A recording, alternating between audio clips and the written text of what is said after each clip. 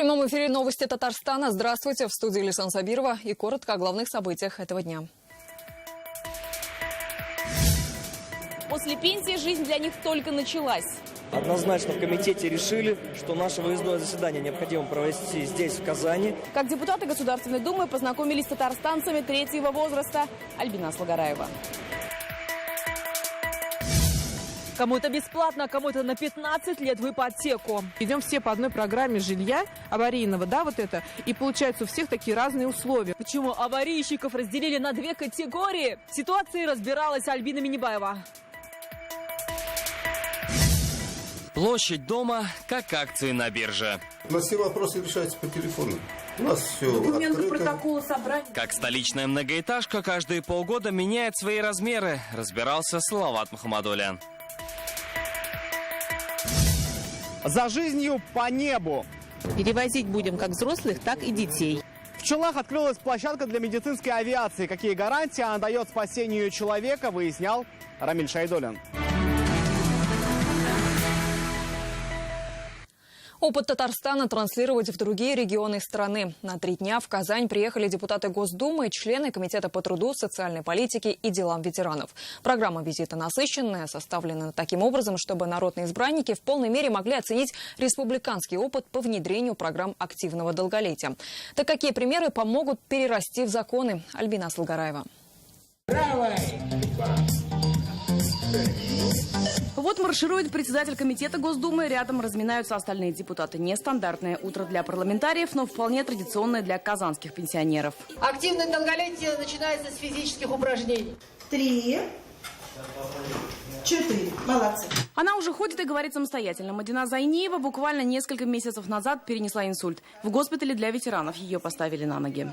Обслуживающий персонал очень хороший, исключительно. Положительные очень. Лечения много. Вы из Казани? Да. Смотрят, интересуются, спрашивают. Депутаты осмотрели отделение, палаты, стационары процедурные. Госпиталь уникален тем, что здесь проводят комплексную диагностику и полную реабилитацию. Это давние традиции госпиталя.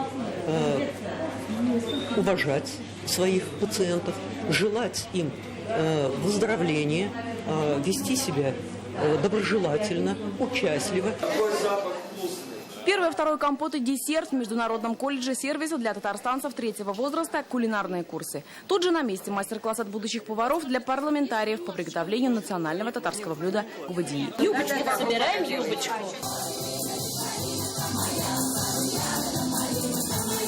А здесь депутатов встретили «Жизнелюбы», так называется клуб, который посещают пенсионеры. Поют, танцуют, вышивают и общаются. Здесь все для творческого развития и здоровья старшего поколения. Мы встречаемся, общаемся. Очень приятные люди.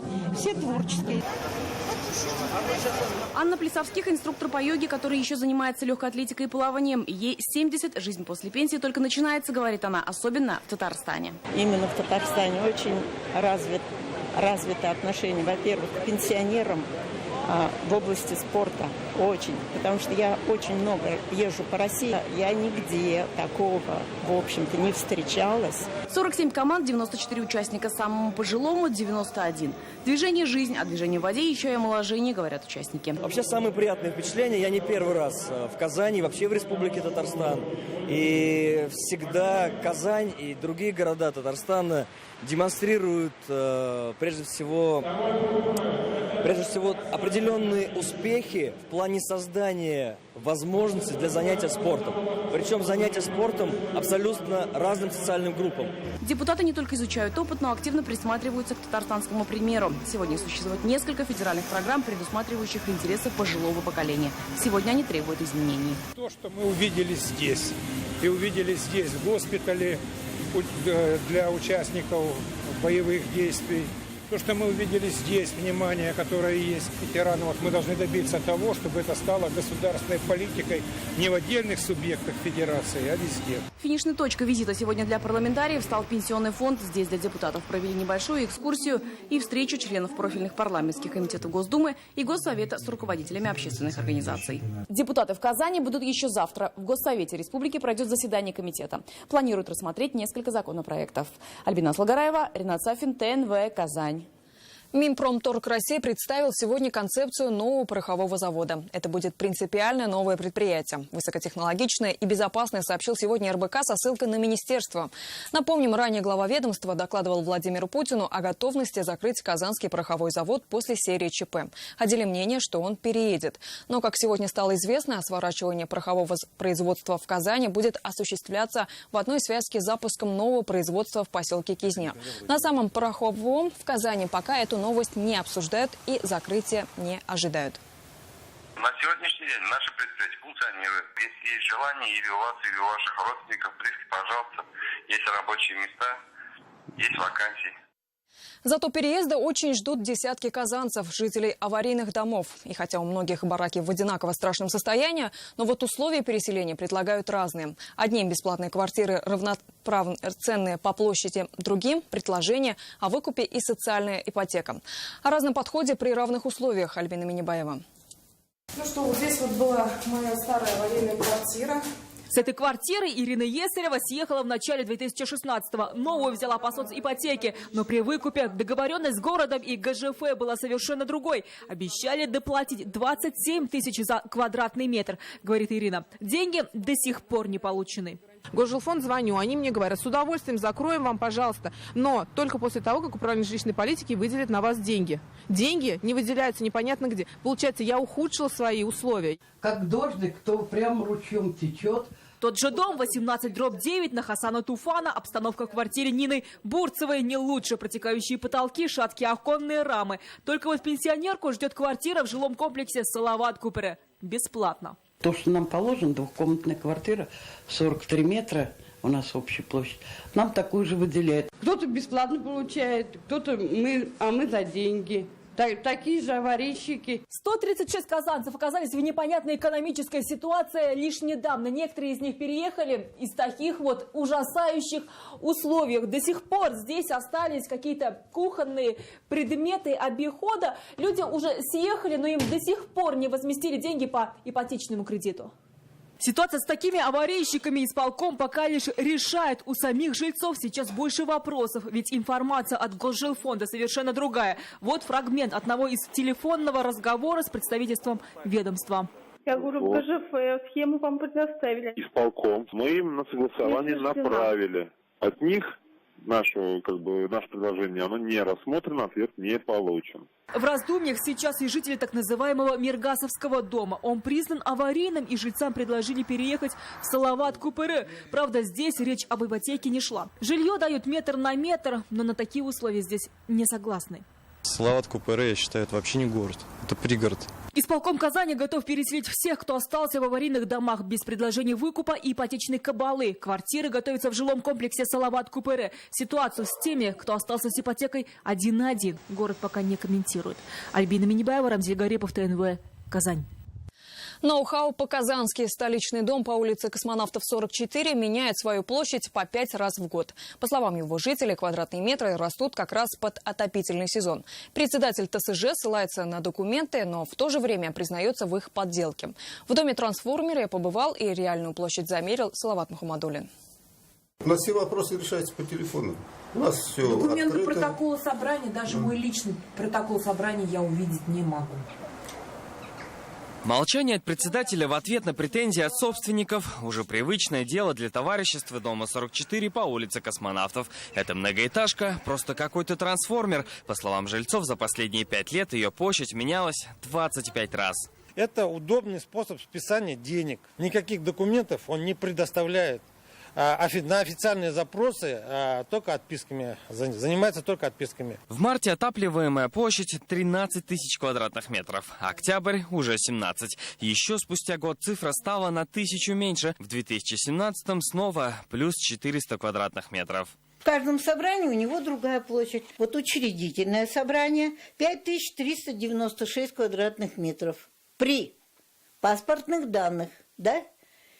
17,625,7. В неустойчивой жилплощади жители винят председателя товарищества. Их доверие к нему совсем пропало еще после истории с изменением формы правления с ТСЖ на ТСН, якобы по решению общего собрания. Мы подали в суд, и там, в принципе, Салим Борисович Куртаев признался, что этого собрания не было. Но председатель остался на своем месте. Дом-трансформер диковинкой он не считает. Площадь, по которой начисляют жилищно-коммунальные услуги, это величина изменяемая вообще-то. Потому что люди переписывают свидетельство о регистрации собственности. Многие сейчас исключают лоджии. Кто-то перепланировку делает.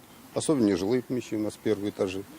Они меняются ежемесячно. Но могут ли жилплощади меняться в геометрической прогрессии? Госжилинспекции нам пообещали провести внеплановую проверку. До вступления нового жилищного кодекса в силу, а он принят у нас в марте 2005 года, в площади квартир входили балконы. В действующей редакции, которая сейчас есть, балконы из площади квартир исключены. Необходимо собственнику просто обратиться туда, и если у него есть старый паспорт, и там указана площадь балкона, то они просто эту площадь балкона уберут. Изменится ли площадь после проверки жилинспекции? Мы будем следить за развитием событий. Салават Мухаммадуллин, Амир Залюшев, ТНВ, Казань.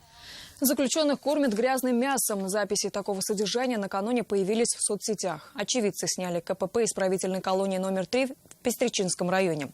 На этих фото видно бортовой КАМАЗ без номеров, а в его кузове куски, предположительно говядины, с налипшей на них грязью. Авторы предполагают, что из этого мяса осужденным будут готовить пищу. Мы обратились за комментариями в УФСИН. Мясо в объеме 320 килограмм завозилось в исправительное учреждение номер 3 для кормления служебных собак. В связи с нарушением ветеринарно-санитарных норм при завозе мяса проводится служебная проверка. Виновные лица будут привлечены к ответственности. Из Челнов в Казань за считанные часы сегодня в Набережных Челнах открылась вертолетная площадка при БСМП. Вертолет будет доставлять экстренных больных как из Челнов в Казань, так и в Челны из райцентров. Рамиль Шайдуллин встретил первого пациента.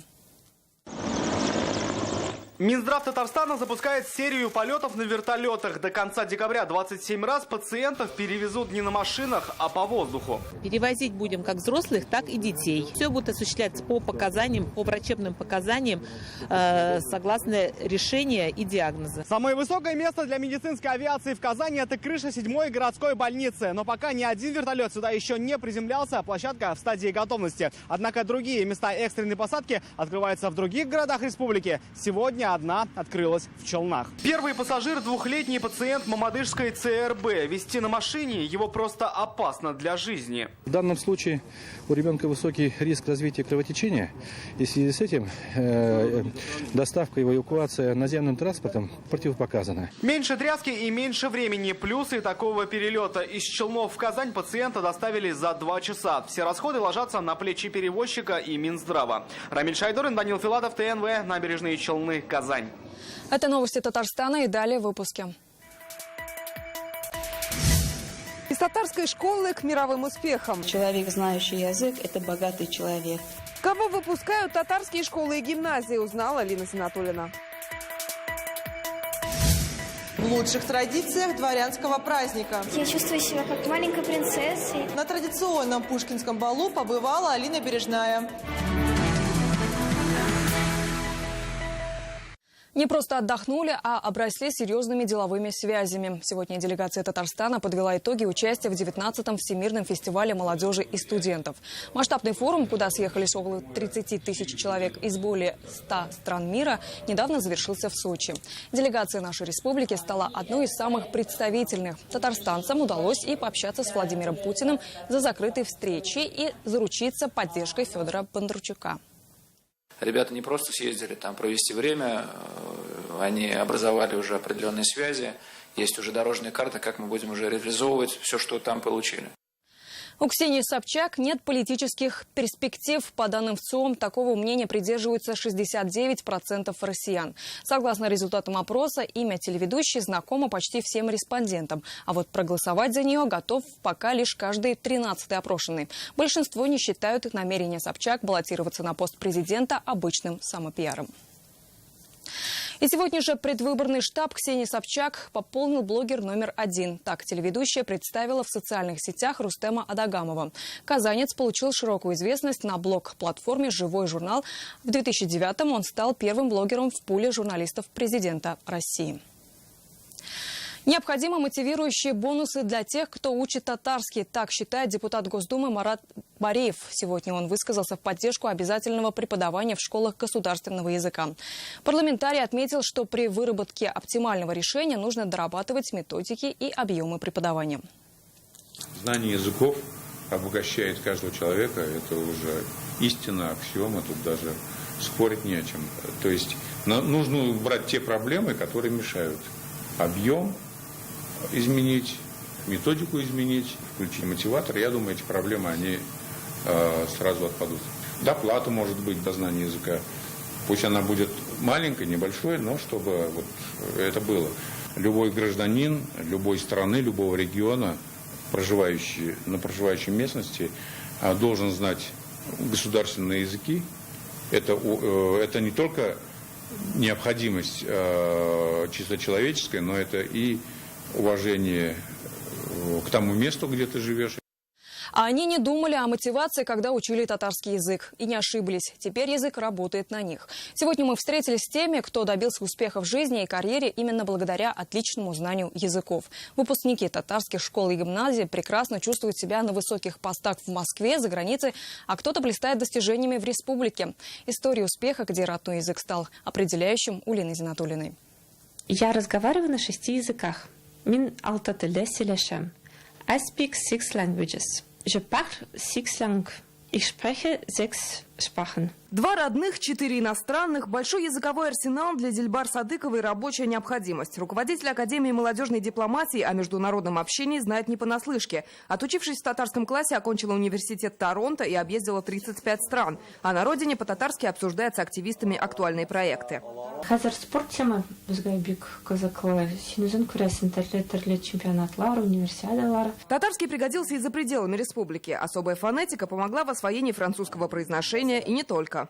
Татарский язык в любом случае помогает, в особенности с представителями тюркских народов. Азербайджан, Казахстан, Турция, конечно же. Есть очень многие слова похожие. Известный российский правовед Илья Хабриева сейчас живет в Москве. Успела и поработать за границей. Родной язык узнала сначала дома, потом 10 лет изучала в школе. Татарский пригодился на встречах с учеными из тюркских стран, а порой выручает совсем неожиданно.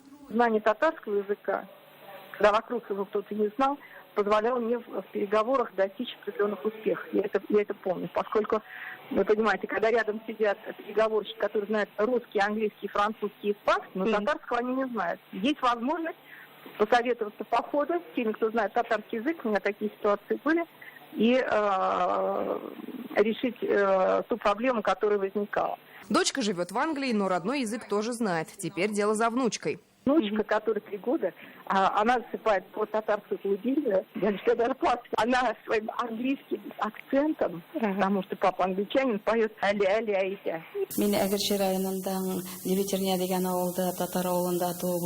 Росла в татарской деревне, училась и даже преподавала в татарской школе. Карьере Раисы Исахиевой это только помогло. На 5 написала сочинение на русском, поступая в КГУ, окончила юрфак и сейчас заместитель председателя Конституционного суда республики. Карьера юриста началась в Президиуме Верховного Совета Татарской АССР.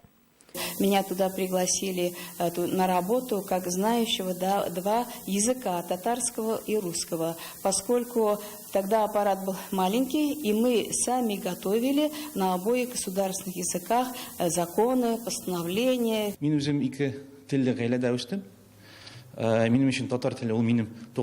Язык не обошел и сферу высоких технологий. Директор особой экономической зоны «Иннополис» Игорь Носов татарский выучил куда раньше школьной скамьи. Да и не скрывает, раньше, чем русский. Рос в двуязычной семье, но именно русский папа настоял, чтобы до 5 лет ребенок говорил на татарском.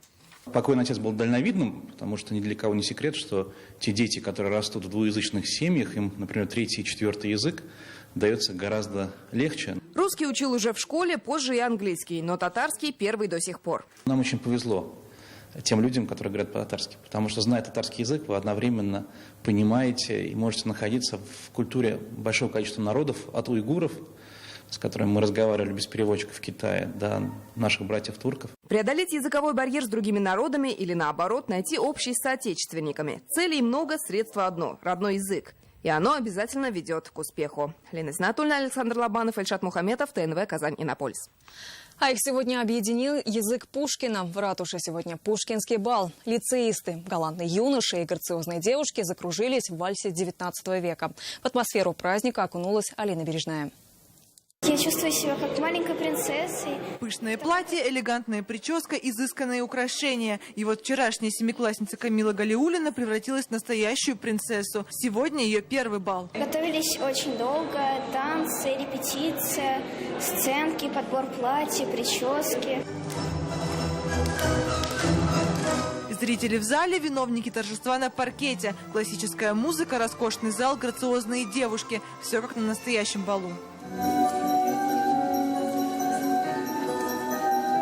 Тематика пушкинского бала каждый год новая. Ее связывают с определенным творческим этапом поэта. Сегодня вечер посвящен 180-летию памяти русского классика и 200-летию первого выпуска Царско-сельского лицея. Пушкин входит в каждую семью с детства, да, потому что сказки Пушкина, они были любимы и будут любимы. Вальс, полька, мазурка. На разучивание движению ушел не один месяц, но результат того стоил.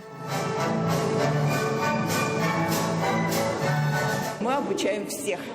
Вы сами видели на репетиции, сейчас у кого-то получается очень хорошо, у кого-то не очень, но условия бала танцуют все. Танцуют все, и неважно, 19 или 21 век. Бал будет жить, пока живет имя классика. Алина Бережная, Марат Саидгараев, ТНВ, Казань.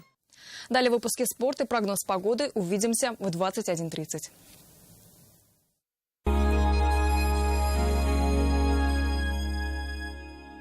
В Мебельграде большая распродажа, скидки на 100% мебели. Иномарка по цене отечественной? Да, если это Datsun. В ноябре со скидкой до 80 тысяч рублей. Звони в автоцентр Марка. 4 пятерки, 3 семерки. В центре лучевой диагностики скидки до 20%. МРТ от 1500 рублей. Пленка в подарок. Звоните 205 59 17.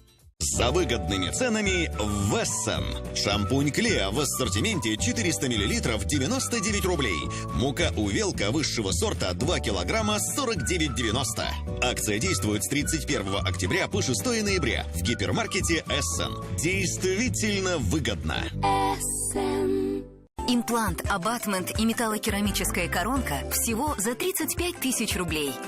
Только до 15 ноября в сети клиник «Городская стоматология». Ой, папа, вас мама и тут и там показывает. Так это Теле7. Все, что в нем есть, все показывают. Маму в телевизоре, наш ужин в духовке. А выходные? И выходные. Так, куда пойдем, в кино или в цирк?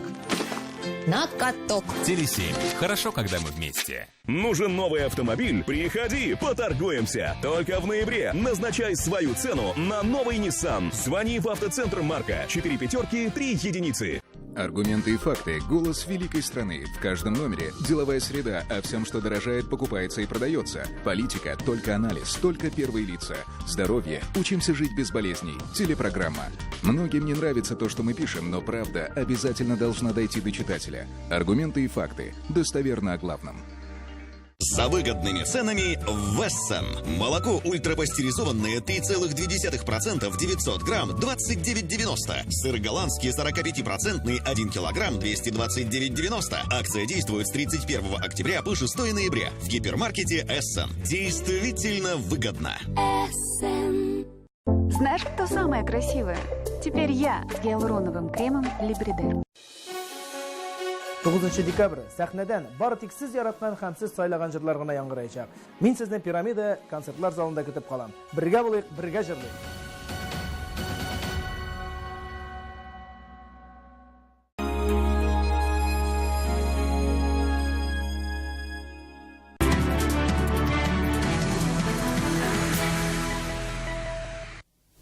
Добрый вечер. Время новостей спорта. ТНВ, в студии Алмаз Гафиятов. 9 игроков Акбарса вызваны в сборные команды. 6 из них отправятся на международный турнир Кубок Карела. В состав национальной команды России вошли защитник Василий Такранов и нападающий Владимир Ткачев. Еще несколько хоккеистов будут защищать цвета своих сборных. В составе команды Финляндии можно будет увидеть защитника Атте Охтама. В рядах сборной Чехии нападающий Иржи Секач. В Швеции нападающий Антон Ландер и в рядах канадцев Роб Клинкхаммер. Кроме этого, для участия в международном турнире Кубок Германии в состав олимпийской сборной команды России вызван Альберт Ярулин. А Николай Богатов и Владислав Карас играют за молодежную сборную на турнире Канада Russian Series. На турнире 4 наций также в состав молодежной сборной вошел еще один представитель Барса, нападающий Максим Марушев. К другим темам ТНВ сохраняет лидерство, а новички наступают на пятки. В Казани завершился второй тур корпоративного турнира осеннего чемпионата по мини-футболу. Ситуация в турнирной таблице становится запутаннее. Лишь только 2 команды идут без поражений. А чемпионы прошлого сезона теряют очки в рядовых поединках. Без поражений идут ТНВ и новички турнира Income System. Замыкает тройку лидеров команда Ферекс, в прошлом году дебютировавшая в Казанской бизнес-лиге. Еще один показатель текущего чемпионата: за 2 тура все команды одержали победы. Это значит, что все имеют одинаковые шансы в борьбе за главный титул. После групповой стадии команды сразятся в однодневном новогоднем турнире. Там уже к основному списку присоединятся еще несколько сильнейших корпоративных коллективов нашего города. Второй сезон намного сложнее, чем... То есть отстоять чемпионство — это всегда сложнее. Вот, пока так все ровно идет. Видно, что в каждом матче очень такая сильная битва, мало голов забивается. Мы начали много внимания уделять физической подготовке, чаще тренироваться, соответственно, появилась сыгранность. Волейболистки «Динамо» начинают свой путь за Кубком России. На протяжении 4 дней в Казани пройдут матчи предварительного раунда с участием команд «Динамо Казань», «Сахалин», «Динамо Метар» и «Воронеж». В нынешнем сезоне после 2-летнего перерыва состав участников Кубка России вновь расширен.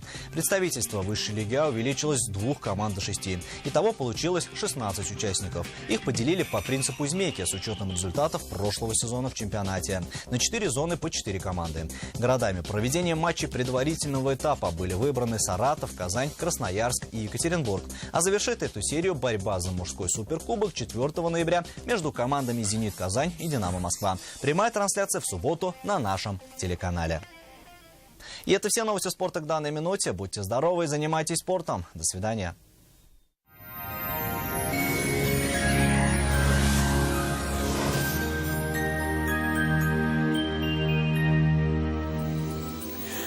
Здравствуйте! Вы смотрите прогноз погоды на ТНВ. Спонсор выпуска – изготовитель корпусной мебели на заказ «Данил Мастер». Быстро и качественно. Изготовим шкаф-купе по вашим размерам. 3D-проект шкафа, доставка, установка бесплатно. Только в ноябре назовите пароль «ДМ Мебель» и получите 25% дополнительной скидки на ваш шкаф-купе. «Данил Мастер». Настало время низких цен. Казань, Восстание, 23, телефон 2167-166. Ну что же, а теперь о погоде. В предстоящие сутки в республике ожидаются осадки, которые будут сопровождаться порывистым ветром. По данным сервиса Яндекс.Погода, на юго-востоке республики будет облачно, пройдет мокрый снег. Ночью будет до 1 градуса мороза, днем же около 0 градусов. На северо-востоке Татарстана облачно, ожидается дождь со снегом, ночью -1, 0 градусов. На севере республики ожидается пасмурная погода и снег с дождем. Ночью 0, днем же до +1. На северо-западе республики пасмурно, снег, ночью -1, днем же до 1 градуса тепла. На юго-западе Татарстана облачно, дождь со снегом, ночью до 1 градуса мороза, днем же будет около 0 градусов. В центральном районе республики также ожидаются осадки в виде дождя и снега. Температура воздуха в ночные и дневные часы составит около 0 градусов. В последующие сутки существенных изменений в погоде не ожидается. Спонсор выпуска – ОАО «Марбиофарм». Гриппофлю. Не дайте простуде и гриппу испортить вам жизнь. Гриппофлю. При насморке, лихорадке, ознобе. Гриппофлю. Скорая помощь от простуды и гриппа. Гриппофлю. Умеренная цена. В Казани в предстоящие сутки ожидается дождь. Ночью будет до 2 градусов мороза, днем около 0 градусов. Ветер юго-западный порывистый. Атмосферное давление составит 743 миллиметра ртутного столба. Влажность воздуха 76%. В дневные часы ожидается небольшая магнитная буря. Санаторий Бакирова – одна из ведущих здравниц Татарстана, известная далеко за пределами как республики, так и России. Ежегодно здесь поправляют здоровье более 17 тысяч человек. Целебные грязи и чудодейственный климат, забота опытных врачей и гостеприимный персонал помогут вам поправить свое здоровье. Наконец-то я приехал в Бакирово. Райский уголок. Татарстанской Швейцарии. Слов нет. Питание чудо. Шведский стол. Комфортные переходы. Мацеста и грязи делают чудеса. Бакирова. Наш санаторий.